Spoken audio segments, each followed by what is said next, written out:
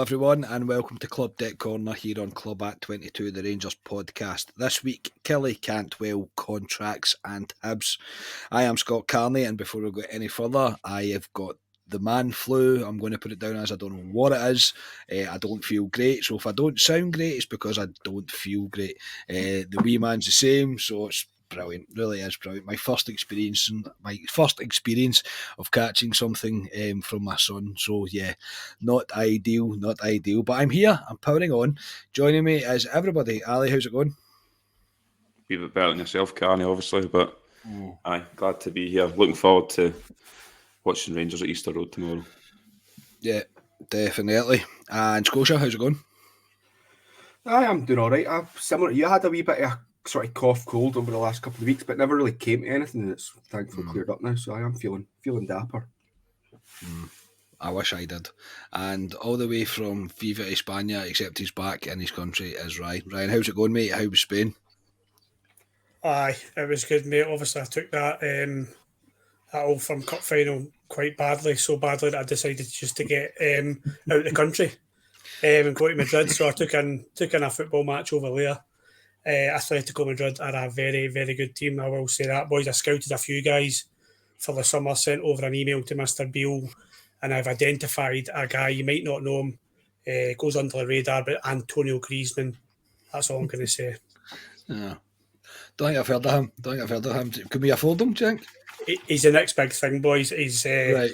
All joking aside, they are a very well-oiled team. Very impressed with them. My friend didn't see they won 6-1, and they play some very good football. I was really impressed with them. So I was a bit spoiled at the weekend, but I am looking forward to seeing Rangers tomorrow night, believe it or not. It's a cracking game to get to, mate. That's it's not often you pick a game to go abroad to go and watch and you get something like that. So no, man, that's brilliant. That's absolutely brilliant. So yes, before we go any further, just a shameless plug. We have passed 1 million views and it continues to go on and on. To support us to the next million, you can subscribe to the channel and drop us a like. That'd be appreciated. To support the podcast to reach the next step, you can join the YouTube channel for as little as 99p a month. You can also buy the podcast a coffee and join the Coffee Buying Legend membership via buymeacoffee.com. All the links are in the description for this podcast. Also, there's a poll running on the community page on our YouTube channel. Please head over there. Let us know if you're interested in us doing a live show at the Viceroy Bar in Glasgow.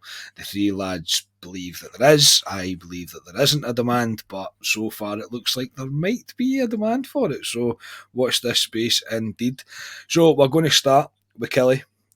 More reaction to it. Ryan, I know you've not seen very much or heard very much about it, considering you've been out the country, mate. So I'll not give you any curveballs. Put it that, I'll not give you any curveballs. But Rangers won by 3-1 in a mixed game in terms of performance. We took the lead through a Connor Goldson, a kind of rebound, I suppose, because it was part of a set play. Cantwell was really unlucky with his 2 efforts that were blocked off, and Goldson was there to turn it away at the back post. We were then awarded was it penalty second? Penalty third? Penalty was third. Penalty was third. The second goal was scored by Sakala. Yeah, after Sakala missed an absolute sitter, and it gets worse when you see it on the TV. It's an absolute shocker that he missed it, but he did make up for it. Really good work by Colak to lay it off to him, and Sakala puts the ball away. And yeah, the third was there was a penalty from James Tavernier.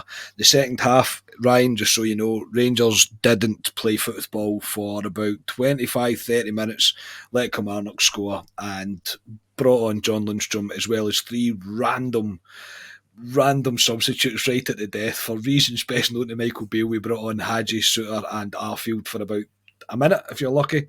But anyway, apart from that, the second half, really nothing to report, mate. And we win 3-1. So, first off, Ali, I'm going to pick out Antonio Colak because Beale picked him out to praise him on and probably on reflection after I've watched the game back and seen the highlights. In the first half, he was particularly good. His link-up play was really good. He was unlucky himself not to score after link-up play on the edge of the box. Again, I'll probably get slated for this. I think it was Kent that played the ball to him. It might have been Ryan Jack, I can't remember. But the wee intricate work that he had, and he was quite a tight angle and the shot goes over the bar. But he did set up, he put it on a plate for Sakala to put the ball away. But apart from scoring, mate, he did everything he probably could do in that first half. Aye, Beale was singing his praises, saying I think he was Beale's man in the match. It wasn't my man in the match. I thought he was very good. He looked back to the Colak we've seen when he had that purple patch at the beginning of the season. His hold-up play was very good. There was the one, I think it was the first half, where he spun a boy and went away with a ball, which was decent. No, his all-round play was very good. He just obviously didn't score. That would be nice on the cake if he did score. But no, I thought he was very good, and he's given the manager something to think about for tomorrow night in terms of who he plays as his main striker. Yeah, Scotia, I presume you've probably watched the game back better. At least you've watched the highlights back anyway. And yeah, I think, first off, my mood was pretty brought down by the time I'd left Ibrox because I was not impressed with anything that I seen in the second half from Rangers. We were terrible. So it did blur my view on how decent Rangers were in the first half. And Colak as well, definitely. I think I let him kind of go to the back of my mind. But in that first half, mate, I thought he was very, very impressive. Yeah, I mean, I thought at the time after the game that I was quite impressed with Colak, because I think I'd said that was his first start under Wheel, but I think he started up top in the Partick Thistle game a couple of weeks ago as well. But he's only really had those two starts. Every time he's come on, it's been for wee periods of time, and he's not really managed to affect the game when he's come on. But I thought he came on and started well. And we spoke about Colak before, about that he was starting to get better at the hold-up stuff. Even when Gio was still here, you could see improvements in him there. And if that's what he's like after just sort of two starts under Beale, then it bodes well for the future with Colak. And because he was really good, Ali's mentioned a couple of the things there. He'd done really well as well to kind of knock in Kent, for then Kent's cross the box that then Sakala, I think this is the biggest sitter that Sakala missed on the day, that one that he probably should score just before he actually does score. And again, I thought Colak done pretty well to kind of not to be greedy and kind of lay that off on the plate for Sakala, which was quite a difficult chance compared to the other two that Sakala had to put away. But no, I was really impressed with Colak, and yeah, like Ali says, it kind of does give Beale a wee bit of a headache, and I think I'll tell you everything about how things that we'll come on to discuss about how things are going in that kind of regards when we get to our teams and stuff like that. Yeah, I would agree. I think as well the first chance that you're talking about with Sakala, where he's down the right hand side, and the keeper does make a decent save. He does, after again once seeing it back, he does make a decent save. I still believe Sakala should score it, but it is a good save. Colak's at the back post and he's like screaming at Sakala to square it, like, do you know what I mean? And then I think the assist that he gives Sakala's a bit like, aye, how'd you like them eggs? Aye, there you go. I did the right thing for you. So no. Ryan, in terms of going forward, I know you've not seen the game in back yet. I don't think there's any doubt that people have their reservations about Antonio Colak, because we have seen a purple patch. It was a wee bit unfortunate with an injury. We've went through a massive change with Beale coming in. It's going to take time for him to adjust, because he was adjusting to life under Giovanni van Bronckhorst. But in the long term, I think he's got some critics to turn round, myself probably included, that he can be the number one choice should Alfredo Morelos not be here next season, or we don't recruit someone. What's your opinions, mate? Do you think he would be? Do you think he's up for it? I think he is. I think it's fair to say that as well. Probably just before I make my point, that, do you know what this is like, this podcast? Because I've not done my homework, lads. It's like, do you ever catch up with your mates in the pub the next day and they've all been out the night before and you've not been out? But everybody's sharing their stories and you're like, I've missed a cracking night out. That's what it feels like. I'm sure you'll put me right with the second half. Colak, for me, yeah, I saw the lineup. Glad that Beale had to make changes, and I think Colak was one of the names I wanted to see on the team sheet.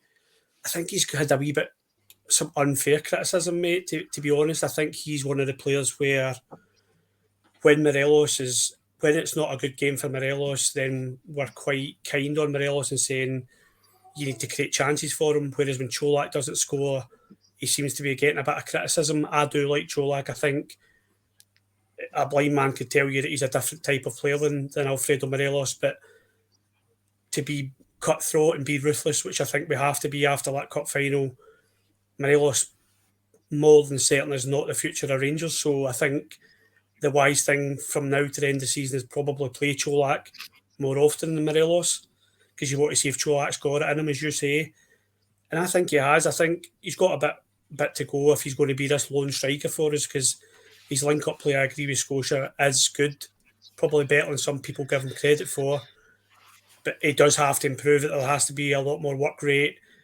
I see him a lot of the time when the ball goes up the line. I would like to see him put his body in front the way Morelos does, in front of the player, just to kind of win fouls or make it a bit more difficult. But he will adapt. But we need to remember this is his first season with us, and it's not been a great season for him to be a first season. So he's learning on the job, if you want to say it that way. But I'm a big fan of Colak. I think he's a huge positive for what's he got? How many goals has he got? Scotia, you'll probably help it out. Give me an He's on update 11. No, it'd be more than, I think it's maybe 11 in the league. I can't remember off the top of my head. And he's been injured for quite a few months, so he did start on fire. So I wouldn't be worried if you said to me this time next year Colak will be your number one striker. That wouldn't concern me. I think if players create chances for him, then yeah, I think he's capable of doing the job. He has shown that during his purple patch, mate. So yeah, I want to see more of him from now to the end of the season. Yeah, I would like to see more of him as well, to see if he is going to be able to do it. And I think I get what you're saying in terms of if players create the chances for him. I think there's a big bit on him as well, though, that he'll need to change his game, because he's going to need to get himself involved due to the way that Beale wants to play football. But that's the challenge that's open to him, and I don't see him shying away from it. I see him trying to give it his best go, and I'm for everybody getting their first chance, their fair crack at the whip. There's absolutely no doubt. Even Rabi, I know people will say in the comments, you don't give Matondo a chance. If Matondo comes back and he starts playing well, I'm all for him. I'm all for it, but I see enough in Colak to make me think, yeah, you could probably do a job for us. And right now, if you think about it, Colak is the only guaranteed striker that's going to be here next season, because I believe that Roof and Morelos are probably going to go. So Colak's probably he's probably thinking the shot's there for me to win it. I think that's for sure. Ali, I'll come back to you now, mate. Raskin and Cantwell were shining lights in that first half. I don't think we can really deny it. Is his name Raskan or Raskin? I keep hearing like commentators saying Raskan, and I'm like, it's not Raskan. It's Raskin, isn't it? It's Raskin. Scotia's a man to ask for that, but I'd say Raskin. I imagine it's Raskin. I don't know. I don't speak Belgian. Scotia's always right. So, yeah, no, like it's Raskin. But I heard a commentator call him Raskan. I was like, his name's not Raskan. Anyway, remember they called Glenn Camara. Camera does me not. And Clyde Tilsley was doing it. I was like, stop calling him. I know. Stop calling him that. Yeah, that was very irritating. And I think McCoy still calls Morelos, doesn't he? Morelos. Nah, it's got S at the end. Yeah. Morelos. To be fair, I could go Tavernier. The amount of times that I switch. His name's not Tavernier, but his name is Tavernier. It's just not. Anyway, we're off there. But yes, Ali, Raskin and Cantwell were shining lights in the first half, no doubt. Raskin did drop off in the second half. You could see he was kind of out of legs, probably why he didn't start the old firm. He faded like a 70s haircut. He was pretty poor in that second half, as was the entire team. What I loved in the first half, mate, was the passing and moving, the not standing and waiting to see if your pass made its target. They're already thinking 2 or 3 steps ahead, and that's what we need to have. It's progressive passing, and we need to have that within the midfield. We've been screaming out for it for I don't know how long, but I'd like to concentrate probably more on Cantwell. I think his ability to kind of have a free roam, the way that he does, his energy that he brings in and out of possession, the guy doesn't stop. My dad kept saying it to me as well, and when my dad's making comments on players, and no disrespect to my dad, I don't mean it like that, but my dad's going, that boy's everywhere. Like every time we lose the ball, he's on them. He doesn't stop. He's like, this is what we've been calling for, and I'm like, well, no, my dad watches a game a completely different way I watch a game, hence the podcast, but I was still going, my dad's spot on there. Your thoughts on his performance, mate? As I say, I'm very impressed with his energy, and for me, right now, he wouldn't be at the team. Yeah, he was very good.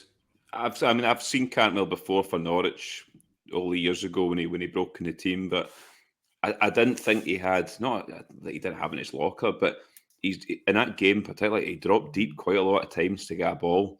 It reminds me he's not the same player as Ryan Kent, but he's got the same work ethic as Ryan Kent. If you want to say, how many times has Ryan Kent come and take a ball off the centre half at the time to try and get us going? And there was one in the second half for Cantwell, dropped deep, got a ball and drove with it to try and get us not up the park, but to try and wake us up a wee bit, because we'd fallen changed into the momentum of the game pretty much. Yeah, because we'd fallen into that lull that we always fall into. And he tried to take a game with the scruff of the neck. I was very impressed with him. I thought he was brilliant. That's why I gave him man of the match. He was all over the park. But that's what you want for a Rangers. That's the bare minimum for a Rangers player. But I just think you'll see more and more from him moving forward. He hardly played for Norwich. He's came in, he's played, I don't know how many games he's played now, but you can start to see, he doesn't look like a guy that's not played football. Even when he first came in, he didn't look like a guy that hadn't played football until he's naturally fit. I was very impressed with him. Along with Ryan Jack in the first half as well. I thought Ryan Jack was good. And I think that's the midfield going forward for me for this season, what we've seen at the weekend. Maybe Tillman slots in there. Cantwell maybe goes a bit wider at times instead of Sakala. But no, in terms of him, I was extremely impressed with him. And I'm the same as you. He's one of the first names in the team sheet for me going forward. Yeah, Scotia, what's your thoughts on that? I think, obviously, I don't want to get carried away, and I am looking for a positive to hang my hat on over the past, because of what the way the past couple of weeks have went. I know the first half was decent enough, but the second half is... I'm not being over the top here, and Ryan's not seen the game. It's unacceptable levels we've seen in that second half. It really is. It's nowhere near good enough. But Cantwell, I thought for the entire 90, mate, he didn't stop. He really didn't. And there was moments of real quality in there from him. Yeah, I think you kind of nail it there about him not stopping the 90, because I think in the second half, there was a definite kind of drop off from Jack and Raskin. Some of that might have been down to Jack getting his booking fairly early on in the second half, and I thought particularly Kent and Sakala kind of fell quite noticeably away from the game as well. But as Cantwell was still hanging about, which I wasn't really expecting to see, because like Ali mentioned there, he'd not been playing regularly. What was his last game was back in November or something like that. So I think he's only featured maybe 5 times for us now since he's been in, something like that. So I was very impressed with him, and it looks like a good capture here. Something again we might come on to speak about, but it looks like a good signing, and it's one of these ones as well that I think that he's. Ali kind of mentioned it there, but he's almost kind of got the sense that he could be a replacement for Kent, depending on what happens with that situation, because we still don't know what's going on there. Yeah, you did mention that. I think we were in the pub afterwards, or before the game. I think you'd mentioned that the style of player that he is, there's potential for him to be a replacement for Kent, in order to, because he's got that ability, he's got the agility to kind of make an effect on a game, and he's very brave on the ball as well. I like it. I like that he believes in his own ability as well, and it's just that him and Raskin, once Raskin's gets his full legs back, he only really seems to have about 50-55 minutes in the tank right now. But when both of them are full match fitness, then yeah, I'm all for that. Them two definitely been in the midfield, and I would love to say as well, Ali, that Ryan Jack will be the starter for the rest of the season, but we all know Ryan Jack probably is going to get injured. I would say in Cantwell as well, sorry, Carney, which we said in the pub afterwards, he wasn't scared to get hit. A lot of these flair players, if you want to say, that come up to Scotland, don't like it because it's a bit too rough up here at times, especially against a hammer-throwing team like Kilmarnock with Alan Power in the middle of the park. But he wasn't scared at all. He was put down in that first half, Carney, before we got the penalty, and he get back up and he was fine. So he's not scared to get hit as well, which is good, because he's up against, like I say, hammer throwers. Alan Power. Yeah, Alan Power. But honestly, a terrible football player, he really is. Ryan, obviously, I don't want you to pass comment on the game, because you've obviously not seen it. Please do have your say on Cantwell as well, though. But we should have been 4 or 5 up in the first half, mate. But a saving, as I say, a sitter from Sakala kind of kept it 3-0. We were all very happy at half time. We didn't envisage what was going to happen in the second half. Now, obviously, you've not seen it, mate. You can tell by our reaction. You can tell by the way that we speak about it that it was just awful. I mean, truly awful. It was constant giving the ball away, and not just by one player. There was a number of different players giving the ball away. It was none more in particular, really, for me than James Tavernier, who got it in the neck from me on Saturday for one of the first times in ages. He got the the wrath of my frustration and probably the build up from all the kind of all the emotion that I had left after the Old Firm. James Tavernier got it. He definitely did from me.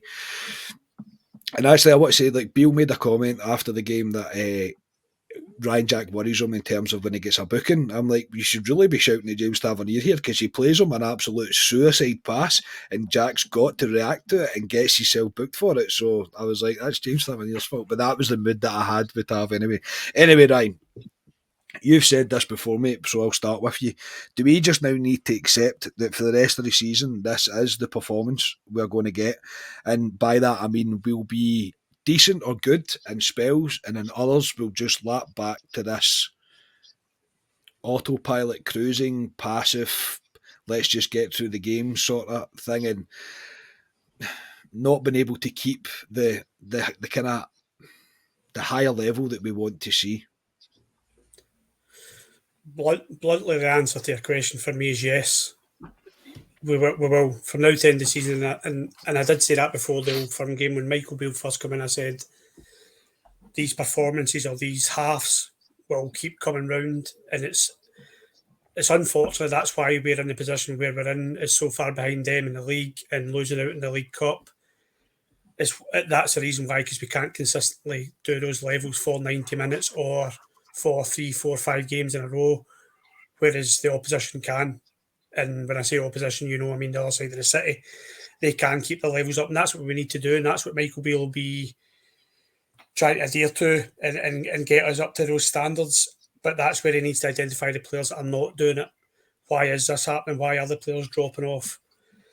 And I think it's very apparent amongst the support, and probably the only thing that the support are agreeing on at the moment is the kind of positives for the Rangers team just now are the new signings. They stick out so much. We saw Cantwell when he first signed, and the first thing we all said was, look at him, he doesn't stop running about. That should be the norm. That should be the norm for a Rangers player. I think my favourite thing about Cantwell is he's not static. 1 minute he's taking the ball off the defenders, then the next minute he's on the right wing and he floats about. He's just high energy, demanding the ball. The standard things that I say to my kids on a Saturday morning, or the kids' coaches say to them, that should be standard protocol for a Rangers player. And because it doesn't seem to be, that's why we're in the situation. And I hate to kind of jump to that side of being negative with him, but it is why we're where we are. And Raskin was the same. Raskin come on in his first game, I think it was the first 5 minutes, and I said to the guy next to me, I said, I've fallen in love. I says, that boy just he sticks out because he wants the ball, he passes the ball forward. When he does lose it, he goes and wins it. Things that should be standard, and for me, it highlights a lack of hunger amongst some of these Rangers players, and that's where he will be addressing it, and that's why it's so apparent now. And we did know at the time that he got it wrong with his selection in the cup final, not to jump back to that, but you're seeing Cantwell and Raskin consistently showing what we want to see in these Rangers players. And yes, you'll probably see that consistently from now to the end of the season, but the players that have let us down in the past, unfortunately, you'll see these flashes from, dare I say it, Ryan Jack, and he'll play well for one half, or Ryan Kent, or Fashion Sakala. But that's why we're where we are, mate. They can't do it for 90 minutes or for a consistent run of games, unfortunately. Yeah, I would tend to agree with that, mate. I think that's what we're going to need to expect for the rest of this season. Ali, it kind of ties into a banner that we seen by the Union Bears. They held up, I think it was the start of the match. It said, after 55 titles, you took your eye off the ball, time for change. Is this a viewpoint that you agree with? Now, I'll quickly have a wee bit of a say on my bit. I think there's certain members of the board that are getting it tight just now, Ross Wilson being one of them, due to his not shining record of transfer successes, let's be honest. But in the same breath as me saying that, we have just waxed lyrical about two that he has just done. So it's a sticky one for me, this, because I get it. I get some of the players he signed aren't good enough. They're nowhere near good enough. But we are now sitting here very much impressed with the fact that we've got Raskin and Cantwell in the club. So what was your thoughts on the banner, mate, and your view on it? Yeah, they've got the right to say it. The Union Bears. it got a round of applause when they unfurled it. There was no boos or anything I heard, so it got a round of applause. Yeah, you can have opinions on it and stuff. I believe when we won the title, I think it was 2 years today. I think we might have won it 2 years today. Spot on, actually. I forgot to mention that. It is, yeah. It's as if we went, we've achieved what we had to do, but we didn't kick on. That was for me, but you could also put a bit on it. I think Scotia's even said this a bit on Gerrard in terms of he wanted to keep certain players. I think when we won the league at 55, we should have moved players, cashed in players. Your Morelos's, dare I say it, Ryan Kent's even at that point, and try to rebuild again. Not completely, but we only brought in, what was it, Lundstrom, Sakala. We could go through a few players, but Ross Wilson's the one who's getting the neck out of form. You can say Stuart Robertson to a point, but it's Ross Wilson. It's a pod in its own, Carney, whether we do it in the summer or not. You write down all his signings and we go through them all and you find out what the percentage of successes have been. I think that's more the issue. The percentage of successes is far too low of where it should be. And I get the guy can't come in and have 100% success record in players. That's impossible in terms of any football club. But I think he's got more wrong than right. The two that's been brought in the January window, looking at them so far, he's got them right. The January window before, you could say we're hypocrites because we sat there and went, oh, that looks a great window. Aaron Ramsey, Diallo, 30-odd million at Man United. We all sat there and went, looks brilliant.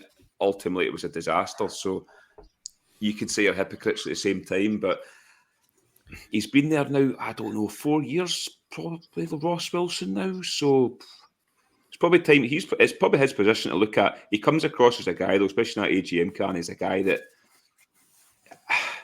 doesn't like criticism. And I don't think he would hold his hands up and say, I can get your point at that. He kind of sort of brushes it away and goes, no.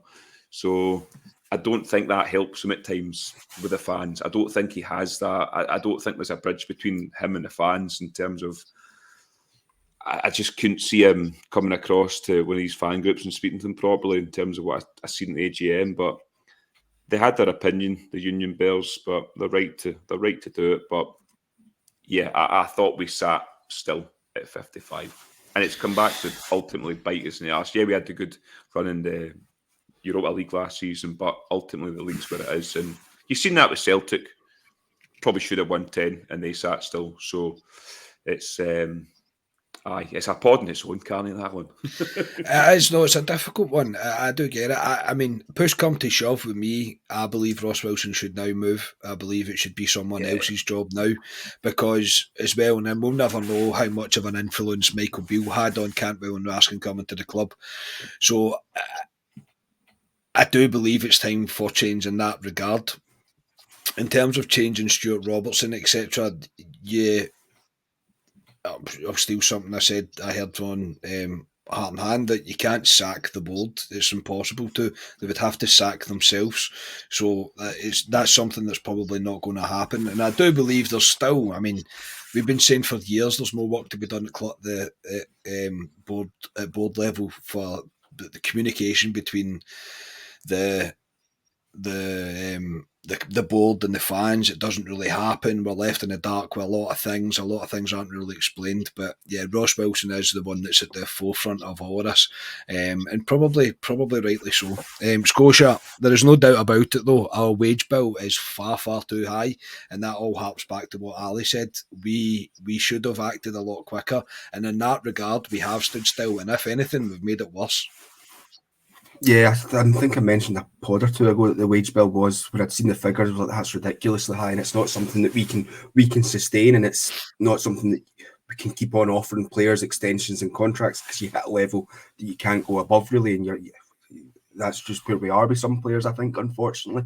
But and your point to the banners, I mean, the one at the weekend, yes, I kind of tend to agree with, but I know they'd had a banner. We didn't really speak about the banner they had, the Livy game that they put up, which I wasn't, for that banner I was like, it seemed as if it was coming across as having a dig at Beale because it was talking about standards after Beale had let that goal go in, and I wasn't sure where I stood with that one. But this one, I kind of can get to where they're going more and see what they're saying, because Ali mentioned that I said to Gerrard, I think Gerrard's refusal to let players go kind of held the board back slightly in how much they would then be able to release, because I think it all comes kind of down to Wilson here, and I know Pearson wants to do a pod on this. Seemingly, I've done half his homework for him today. So I was looking at Wilson from when he came in. He came in October 2019. So in that window that he came in, he had Hadji, King, and Camberry came in, all in loans. All in loans. He managed to get rid of Grezda, which sometimes we don't look about getting rid of some of the deadwood that he inherited previously. Managed to get a wee bit of money in for Grezda and Herrera as well. Then the following season, the season they won the league, they actually got if you look through the players that he brought in, Hadji, Bassi, Defoe, Balogun, Roof, Itten, I would say they were all successes in terms of where we were for that season. They all helped us win that league. But it's the 21-22 season. After winning the league, this is where you look at it. You look at Offenborough, Sakala, Lundstrom, all in freeze. Bakuna, Sands on loan, Diallo on loan, Zakowski and Ramsey. I'm not including Suter in that one because he came in the following summer, but you look at that and I think the jury's still out in Sakala and Lundstrom for me there as well, in terms of if they've been successes or not. They've certainly contributed, but you're still looking, the jury's still a wee bit out on them. So that season's really, really killed them, I think, because you look at this season's transfer activity, but like Ali says, we're all on record and saying, really pleased with that bit of business, but what, 1, 2, 3, 4, 5 of the players that he's brought in this season have been out injured, and some of them very long term. And apart from Suter, they're not players that have had, maybe Matondo's had slight injury history, but the rest of them didn't really have serious injuries before then. Mm-hmm. So it's difficult to judge Wilson on this transfer window, because when you ask the question, I fully expected to be like, no, Wilson, he's been terrible. But when I sat down and looked at it in a wee bit more detail, there's a wee bit more nuance to it and things like that. Things as well, like he signed up the window before we sold Patterson. He secured Patterson down in a 3-year extension. Would we have got the £16 million if he wasn't on that 3-year extension? He offered Kamara a 4-year extension when Kamara was playing really well. Now we can look at it and say it's Kamara's rotten, but at least because we've got that extension, we'll get a decent chunk of money if Kamara goes in the summer. So I do understand the frustration with Wilson. I think it is probably time for him to move on. But when I started looking at it in detail, I don't think it's as clear cut as he's been absolutely terrible. But I'm not saying that he's been great. I'm probably more on the side that he's had more bad ones than good ones, but maybe not to the extent that you read on the Twitterverse and things like that. He's such a good podcaster, Scotia, isn't he? I mean, he is. He's great. He really is. I think Ross Wilson paid Scotia to say all that. That's great. That's great. No, I'm not fully endorsing him. But sorry, Carney, I'm not fully endorsing Wilson, but I think from what I mean, Twitter's probably a bad example because Twitter's so kind of bipolar in terms of what they're saying. But that's all I'm saying. I'm just trying to highlight some of the decent things that he's done. Very good, Scotia. That was excellent reporting. Excellent. Absolutely top class that was, mate. That was great. I was ready just for listening to you for the next 20 minutes, mate. I was like, carry on, mate. You'll just do the podcast yourself. Yeah, but you can't be saying on Rangers Twitter. Rangers Twitter is just, it's chaotic. It's just absolutely chaotic. It really is. Everybody just wants to watch the world burn. They really do. Ryan, your thoughts on everything we've just discussed there? Scotia, he has made a few good points in terms of Wilson, but I still will hark back to, mate, that our wage bill was too high, and ultimately that's his fault. So I'm supposed to follow Scotia, aye? No, you can do what you want. You can, I know. You can do what you want, mate. You can talk about your time in Madrid, mate, if you want. Aye, let's do that. I'll show you the pictures. I think in terms of the high earners, yes, that's. I'd imagine that's something that's top of priority list for the board is to address. I think you probably, for me, McGregor will go in the summer. I know he's one of the top earners. Lundstrom is a top earner at Rangers. I'd expect him to get moved on in the summer. I'd be shocked if he didn't. Mm-hmm. So that would be big wages off the bill, but they definitely need to address it. We are, for a board who are so in my opinion, seem very focused on bringing revenue into the club and not kind of getting the balance of revenue and business against transfers and who we're bringing into the club on the squad and improving the squad. Sorry, I'm surprised they've not already addressed it. I would like to see a list of those earners, mate. I would like to see a list of what Matondo and Hollander and players like this who are not contributing anything to the team, who are sitting on, well, I don't know where they are, if they're sitting on the injury tables or wherever they are. Players like that, I think there has to be discussions whether we're going to pay their contracts off or not. But yeah, it's got to be a priority with the board. I think Scotia makes some good points on Wilson because he has brought in some good players. I think Jermaine Defoe was a brilliant signing for Rangers. I loved him. Yep. Balogun, pound for pound, what was he? He was a free transfer, so pound for pound, he was a great signing for us.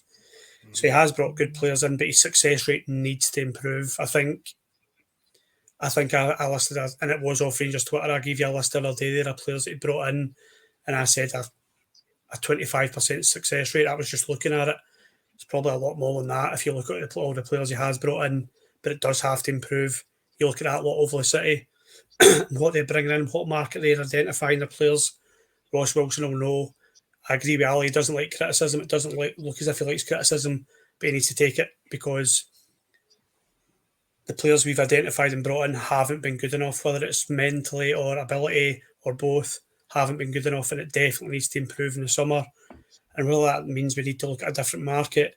I'm not saying follow what they're doing in terms of looking at the Japanese market, but we definitely need to look somewhere else than where we have been because the players we've been bringing in have been, I'm going to say, miles off of what's required for us to be where we want to be, mate. So the board get it in the neck for me, and Ross Wilson still gets it in the neck for me because we have stood still since 55. And I think you said that maybe Stuart Robertson escapes this. He doesn't escape it for me because he was happy to come out after we won 55. He was one of the first people to come out and do an interview and say, we will not stand still. This is just a starting block. Well, it wasn't. We did stand still, unfortunately. Yeah, I certainly didn't say he gets away with it, mate. But Apologies. No, it's people saying like, "Oh, he should be sacked." He can't be sacked. Yeah, no, you can't sack the board. You can't do it. Do you know what I mean? I think Stuart Robertson's open for all sorts of criticism, but I do believe that Wilson's always going to get it because ultimately we are football fans, and that's what really matters to us. What we see on the pitch is what matters to us.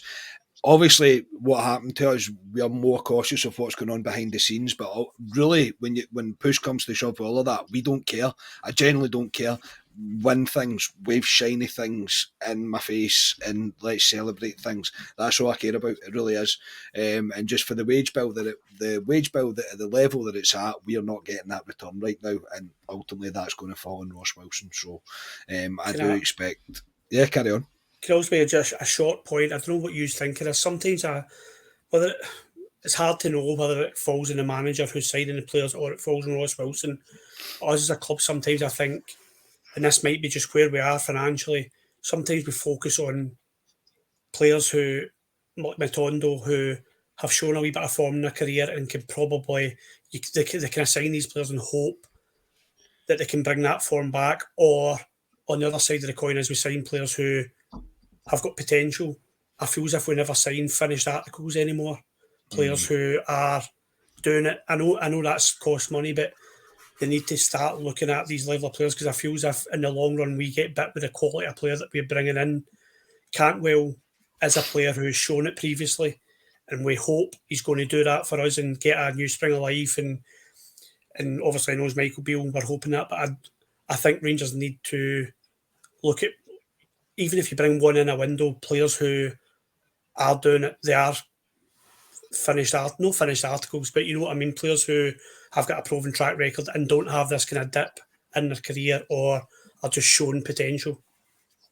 Yeah, I think I agree with you to a certain extent. I believe that the model that the club's trying to run is obviously based on this signing players in, getting them towards their peak and selling them on for a profit.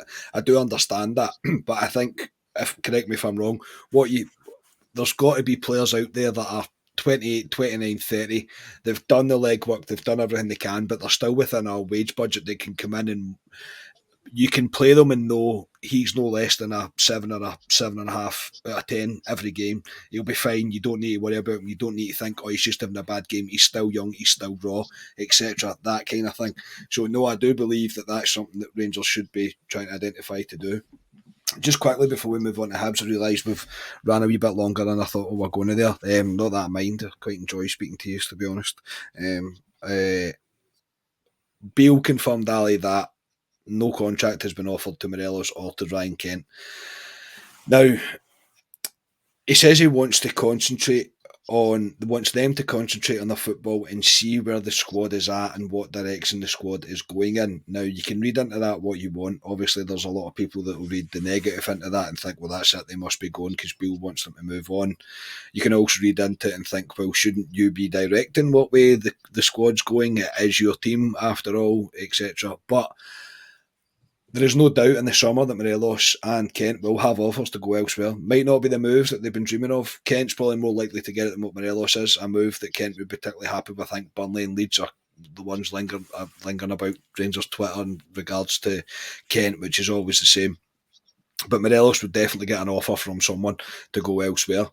My question is, how long do the board and the club wait before we put down an ultimatum to these players? Because if they sign new contracts, they will be the highest earners at the club. Both of them, I'd imagine, will be up there with the highest earners of the club, if not the highest.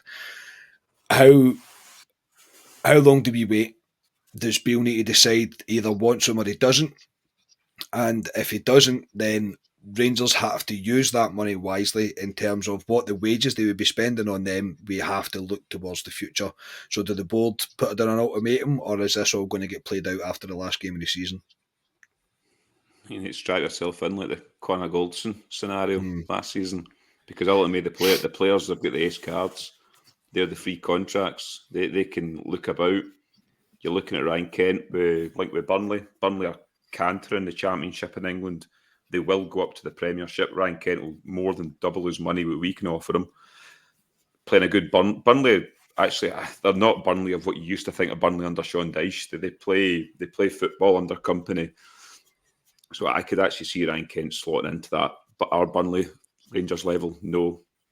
They'll try and survive in the Premiership. He won't be playing in Europe. He won't be playing for trophies there. What does Ryan Kent want? Does he want trophies or does he want money? So that's what it's down to. It's a short career for players. He's been at Rangers a long time. But yeah, I think it'll go all the way down, Carney. The players have got the ace cards. Morelos, some folk could say Morelos hasn't kicked his arse this season, but teams will have a punt on him this summer, definitely. I've said it for day one. I'd let Morelos go. I wouldn't offer him a new contract. Kent, I would offer a contract from what I've seen with him under Beale, but I think it'll run right down, Carney. And I don't think they can really go. They'll be talking to them, definitely.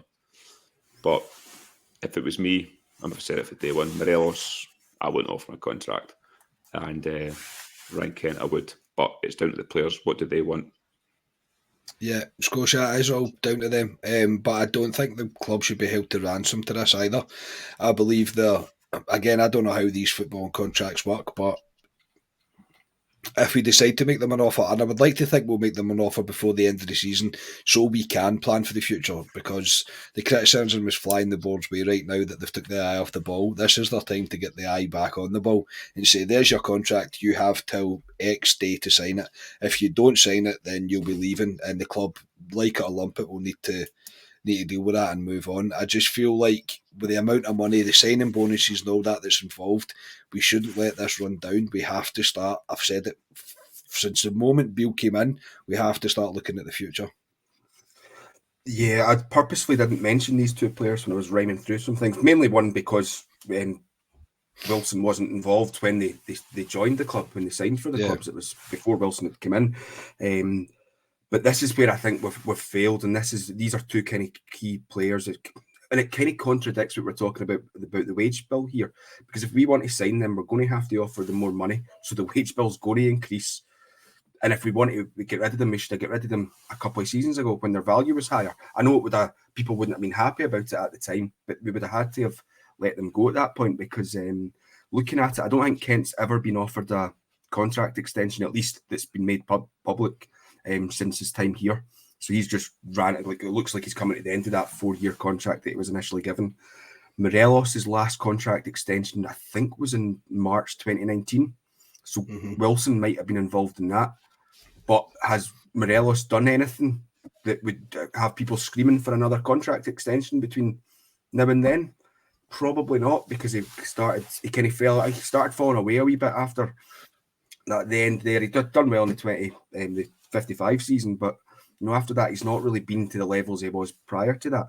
So it's going to be an interesting one to see what we do, because two of them in our team should be regular starters from now until the end of the season, based just purely on football and ability alone. So it all depends. Comes down to what the board want to do. It's down to what Beale wants to do in terms of, does he try different things? Do you see Colak in the team more often than Morelos from now to the end of the season? Do you see Kent dropping out more and maybe trying like your likes of Cantwell out on the left there? I don't think so, because like I said previously in another pod, I think that the league's not mathematically gone. The league is still there.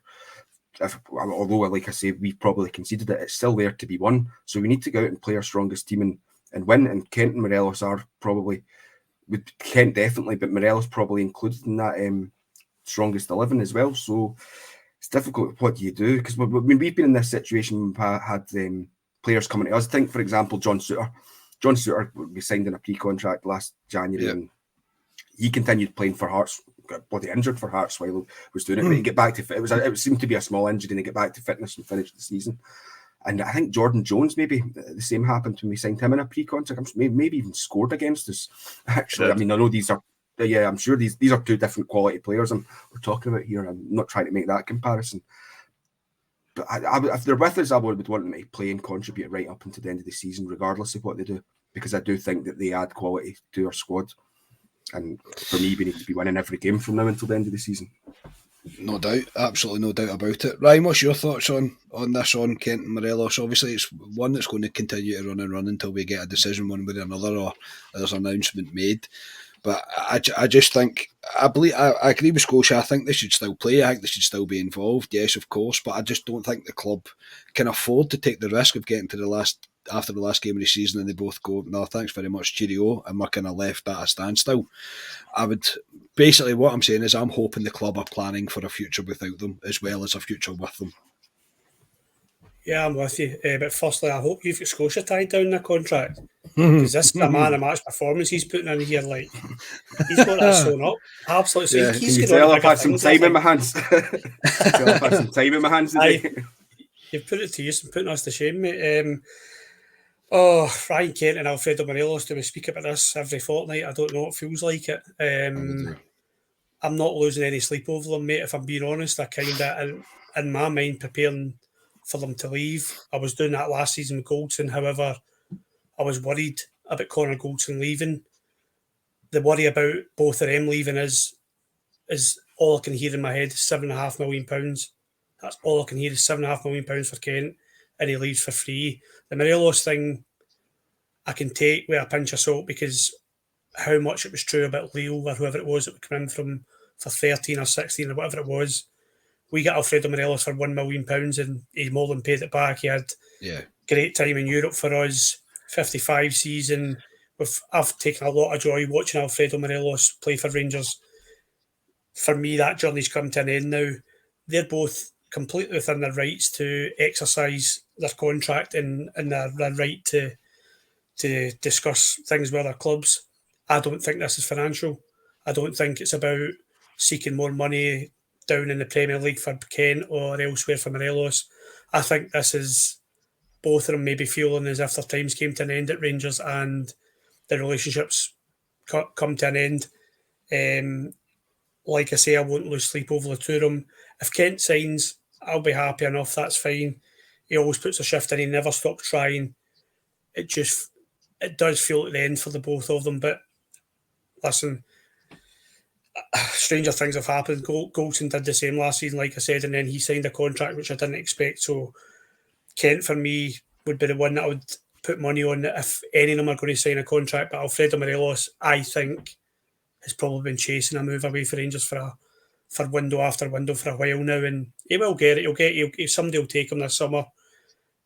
but he'll never play at the level he's played with Rangers. I would be shocked if any top kind of division come in for Alfredo Morelos. I would expect him to go to like lower level France or kind of lower Serie A for me, something like that.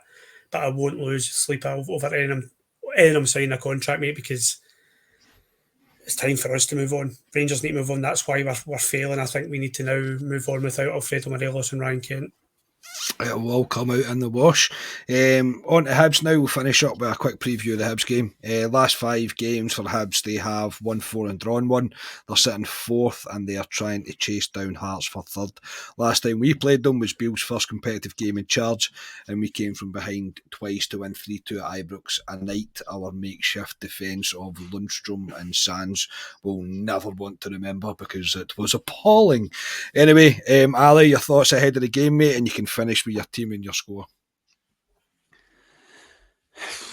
Hibs have hit a bit of form, like you say, Carney. They have hit form. Hibs, he was one of the favourites to get sacked, Lee Johnson, and suddenly got a tune out of them. I've seen McGeady's out injured. Possibly that's his career over with football now, maybe going forward. What a shame. What a shame, yeah, I know. But no, they're playing well. They beat, like you say, Livingston 4-1 at the weekend. I know Livingston were down to 10 men. I was actually looking at out there 5 games, Carney. 3 of the teams they played went down to 10 men. Oh, was it? Yeah, I was looking at that there. Scotia, he's trying to be you there. Do you see that? He's trying to be you there because I don't like even know that. Scotia. But no, I say this all the time, and we need to get this out. Ryan hates this as well. It's one of these grounds you all go, oh, it's Easter Road away. It's going to be a dodgy game. We should be going there and taking care of Hibs regardless of who we put in the park. I think the way Hibs will set up tomorrow will suit Rangers, similar to Hearts when we went to Tynecastle a few weeks ago. So, no, I'm confident. Like Scotia says, we need to win every single game to end the season to have any chance in the league. I know we've said the league's gone, and it is, to be honest, but to keep the pressure, we need to win and to keep the momentum going. So, my team is McGregor. You'll be shocked to hear this, Carney. Tav, Goldson, Davies, Barisic, even though I've seen Yilmaz played today. Midfield 3, Ryan Jack, Raskin, and Cantwell. Ryan Kent, Fashion Sakala. And as much as Colak played well at the weekend, I think Morelos comes back in against Hibs. That's my team. And I'm going to go 3-1 Rangers, Morelos first goal scorer. I think that's the only position that's up for debate, I think, is who starts up front. I think Tillman's out. Yeah, I think everything else takes care of itself. He said he was an option, but that means he won't play him. So I think it'll either be Morelos or Colak, and I'm going to go, I think he'll stick with Tony Goals. I think I'll go with Antonio Colak. Scotia, is that what you were meaning earlier on in terms of your selection, who we're going to pick, what you think the future of Morelos is going to be? Yeah, because I thankfully I didn't. I thought I was going to say something that might contradict my team selection, but I don't think I did because my team's the exact same as Ali's. I think this is a game for Alfie to come in and kind of play as well as Colak did. I just think play that option, and I mentioned it before. We mentioned it in the pod last time. Had Roof not been injured, then maybe Colak for Sakala, but no, I can see that. Given that Jack and Raskin kind of fell away from the game a wee bit, a change in midfield wouldn't overly shock me. Like bringing a Lundstrom in for Jack, but my team, I'm keeping Jack in. I'm just making that change up front for Colak for Morelos. But yeah, looking forward to it. The last 2 games we've played this season have been high scoring. We kind of made a arse of it the first game at Easter Road. When Lundstrom obviously gets sent off, they scored in the last minute, which hopefully they don't do this time. But been fairly entertaining games to say the least, and not the most enjoyable I sit through at all, but it's certainly entertaining. Yeah, just looking forward to it. I think it'll be another high scoring game, 3-1 like Ali, but I'll go Sakala to score first for Rangers. I didn't even give my score. I'll go 2-1 to Rangers, and I'll say Tony Goals will get the first goal because I just think Colak will start. I do agree. I think Lundstrom might come back in. Be prepared, everybody, to see Lundstrom and Kamara starting the midfield. Ryan, your thoughts ahead of the game, mate, and your score and your team? Yeah, he's both read my mind. That would be the only change I can see is Is Jack for Lundstrom. I think he might stick with the same team if it's worked in the first half on Saturday. I know they fell away in the second half, but I think if he's seen positives in terms of the midfield and if Colak's played well, I think he'll stick with it. So maybe just Lundstrom for Jack. I will go for 2-1 Rangers and Colak as well. First goal, I think Colak will get a 2 of them. And no Craig Porty, so 0 sending off for Hibs boys. That's what I'll go for there. Is he injured? He is Watford. Plays for Oh, Watford. so he does. He don't play for him anymore. So he does. There you go. Shows you how much I miss him, doesn't it? Shows you how much I miss him. Yeah. So he is. Of course he is. Oh, anyway, right, that'll do us for tonight. I'm away in my bed. Ali, thanks very much, mate. No problem. Looking forward to tomorrow, and I'll be back with a match reaction, no doubt. You're watching it with me tomorrow, aren't you? That's right. I'll bring my face mask with me so I don't get. I don't have the Rona, mate. I don't have the Rona. Scotia, thanks very much, mate. Yeah, cheers, guys. Good talk. Yeah, and Ryan, thanks very much, mate, and welcome back from another break from the podcast. I mean, I don't know what I'm paying you for, mate, really. Yeah, I know, mate. I'm basically Phil Hollander, aren't I? Just turn up whenever. No, thanks very much. I'll be a bit more prepared, guys, on Friday. And definitely my Manscaped man of the match is Scotia Gemmell. Oh, no doubt. Absolutely no doubt about it. Manscaped Man of the Match tonight is. That's quite a good idea. We should do that. We should do our podcast, Manscaped Man of the Match at the end of every podcast. Oh, that'll be interesting in the comments on a Friday night then. Just let the listeners decide. Yeah, that's a good shout, actually. We should do that. You'd win it every Friday, Scotia. I know, everybody loves you. Everybody loves you. So, yes, that'll do as I say. As always, please do like the video. Please subscribe to the channel. That would be magic. We will be back with a club reaction pod after the game tomorrow night. Remember, it's not on Sky. I think it's available on Hibs TV for about a tenner or something like $12.99. $12.99 on Hibs TV. So if you fancy a wee trip to France to watch the game, then I would advise doing so. So yeah, I'll speak to you tomorrow night. Thanks for tuning in. We are Club at 22, the Rangers podcast. Cheers, everybody.